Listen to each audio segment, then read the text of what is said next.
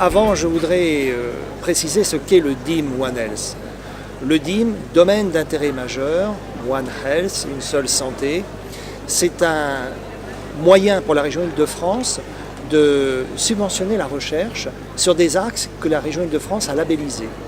Donc la région Île-de-France a donné son accord pour soutenir la recherche sur cette thématique, One Health, en considérant que la santé animale, la santé humaine et les modifications environnementales qui pourraient faire émerger des pathologies étaient importants au niveau de la région Île-de-France. Donc avant tout, c'est un soutien régional qui est trans-institution. Donc ça va traverser les différentes institutions de la région Île-de-France pour permettre une recherche pluridisciplinaire, structurée sur ce thème.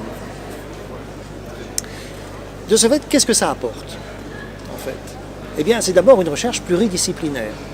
Comme c'est une recherche pluridisciplinaire, on va pouvoir travailler sur plusieurs facettes d'un même sujet, et par exemple, antibiorésistance, par exemple, comment lutter contre une maladie infectieuse émergente touchant l'homme et venant du monde animal, comment la détecter, comment lutter contre, comment mettre en place de nouvelles approches thérapeutiques, vaccinales, en ayant également de nouveaux concepts sur les vaccins, en réfléchissant, les vaccins aujourd'hui sont souvent faits pour toute la population, mais n'a-t-on pas intérêt à segmenter la population, à faire des vaccins adaptés aux enfants, des vaccins adaptés aux personnes âgées? Le système immunitaire évolue, on n'a pas le même microbiote non plus, on n'a pas les mêmes échanges au niveau de la relation immunitaire au cours de notre vie. Donc l'adaptation du vaccin est quelque chose maintenant qui rentre en compte, qui est important, de même que la recherche des adjuvants quand c'est une molécule qui est inactivée, qui est dans le vaccin.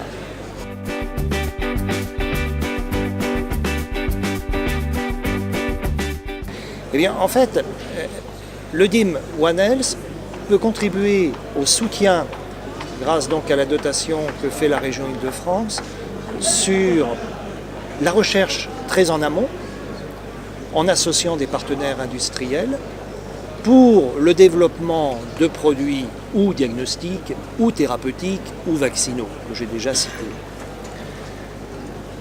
Donc, elle peut également financer le développement final d'un produit que le laboratoire a mis en place et pour lequel il a besoin d'un partenaire pour le développer ou de faire le changement d'échelle. Et donc le DIM One Health est tout à fait adapté pour financer ce type de produit.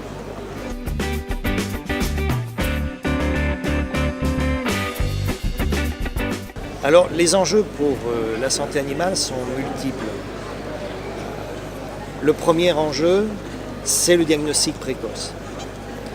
D'avoir des diagnostics hautement spécifiques de l'agent pathogène. Par exemple, lorsque une bactérie émerge, eh bien, il faut pouvoir identifier d'où elle vient, le plus vite possible, avant qu'elle ne recontamine un autre troupeau ou un autre animal. Donc il faut pouvoir également suivre l'origine de cette contamination. D'où la nécessité de faire un diagnostic précoce. Le diagnostic précoce est quelque chose sur lequel nous devons travailler. C'est un diagnostic beaucoup plus précis aussi, qui permet de voir la globalité de la variation des souches. Par exemple, dans certains isolats bactériens, beaucoup de kits diagnostiques font la détection d'une famille bactérienne, mais ne permettent pas de détecter les différents variants. Or, ces différents variants peuvent expliquer la pathologie émergente. Ce que ne peut pas faire, effectivement, l'identification d'un seul genre. L'autre aspect, c'est de mettre en place des moyens de lutte. C'est bien beau de voir, il faut lutter contre.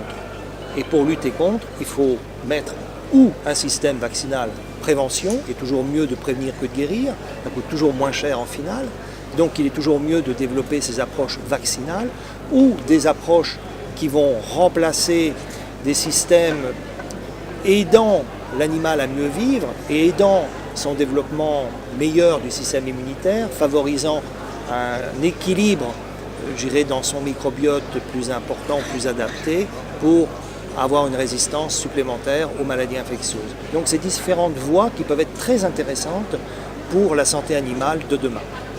Avec pour finalité, c'est que prévenir, bien sûr, est l'axe le plus important, Le déficit de molécules thérapeutiques que l'on a est à prendre en compte, mais avec également l'idée que l'on doit utiliser ces molécules de façon parfaitement cernée, en limitant autant que faire se peut les résidus. Donc là aussi, il y a des besoins d'innovation dans le domaine pour utiliser au mieux ces molécules.